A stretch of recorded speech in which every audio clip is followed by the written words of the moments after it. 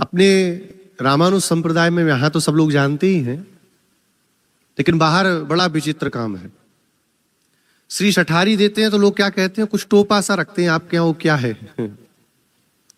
एक जने बता रहे थे, स्वामी जी रील देख रहा था दास, तो उसमें कोई देवी जी हैं कथावाचिका, वो कह रही थी रामानुज संप्रदाय के मंदिरों में जो भगवान के आगे सिर झुकाते हैं उनके सिर पे मुकुट रखा जाता है। ये भगवान की चरण पादुकाएं हैं।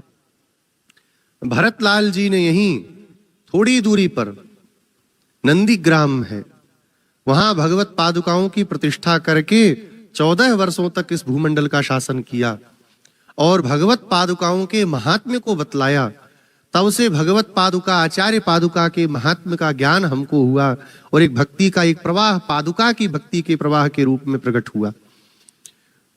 उन्हीं भगवत पादुकाओं को श्री षटकोप स्वामी जी महाराज की अलौकिक भक्ति से रीझ करके भगवान ने उनके नाम से उन पादुकाओं का नामकरण कर दिया। तो जो श्री ठाकुर जी की पादुकाएं हैं, चरण पादुका, उनको हमारे यहाँ क्या कहते हैं? षटकोप। क्या कहते हैं? श्री षटकोप, श्री शठारी। एक ये परंपरा है। तो अपने मस्तक पर हम वैष्णव लोग धारण करते हैं और धारण करने की भी बड़ी मर्यादा होती है। अब आजकल देखा देखी कई मंदिरों में जहां कोई परंपरा का जानकारी नहीं है, वो टोपे की तरह रख रखा है। कोई भी आया उठा करके धरना शुरू कर दिया। ऐसे नहीं करना चाहिए। भगवत पादुकाओं की भी प्रतिष्ठा की जाती है भगवान के साथ में। ऐसा नहीं है कि कहीं से बना के लाए रख लिया। जी, नित्य आराधन होता है भगवान के साथ में उनका। तो देखिए, जब भी श्री शठारी प्राप्त हो तो पैरों में मोजा नहीं पहनना चाहिए, चमड़े की कोई बेल्ट फेल्ट नहीं लगानी चाहिए, सिर के ऊपर वस्त्र नहीं रखना चाहिए। अब बुरा नहीं मानिएगा, आजकल माताएं कौन सिर पे पल्लू रखती हैं? हाँ, मंदिर में आएंगी तो जैसी भगवान की शठारी आएगी तुरंत यूं कर लेंगी।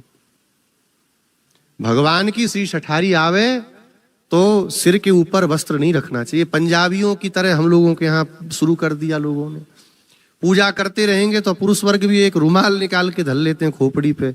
अरे, वस्त्र से ढक करके सिर को कोई पूजा पाठ नहीं करना चाहिए। इसलिए पूजा पाठ जब करें तो सिर को खोल के करना चाहिए, भगवत सन्निधि में जावे। अब देखिए, बहुत बड़ी बात है, कहने पे बहुत लोगों को बुरा भी लगेगा, अजीब भी लगेगा, पता नहीं क्या बोल रहे हैं। एक जगह शास्त्र में वर्णन है, भगवत सन्निधि में पुरुष वर्ग के लिए, ये पुरुष वर्ग के लिए नियम है कि ऊपर के अंग को ढक करके नहीं जाना चाहिए। इसीलिए दक्षिण देश में भगवत सन्निधि में जब जाते हैं मंदिरों में तो कमर पे कटी वस्त्र के बांध के जाते, ओढ़ करके नहीं जाते। और सिलाई वस्त्र को पहन करके सेवा में जाना तो बहुत ही निषेध है। लेकिन अब ठीक है, कलिकाल है, जैसा चल रहा है, पर श्री शठारी प्राप्त हो रही हो तो इतनी मर्यादा का पालन जरूर करना चाहिए कि पैर में मोजा नहीं हो, बेल्ट नहीं लगाई हो, सिर पे कपड़ा रखना नहीं चाहिए।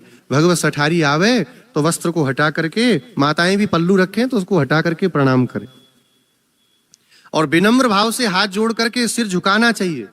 कई लोग ठूट की तरह यूं खड़े रहते हैं और पुजारी जी ऐसे फिर धरते हैं।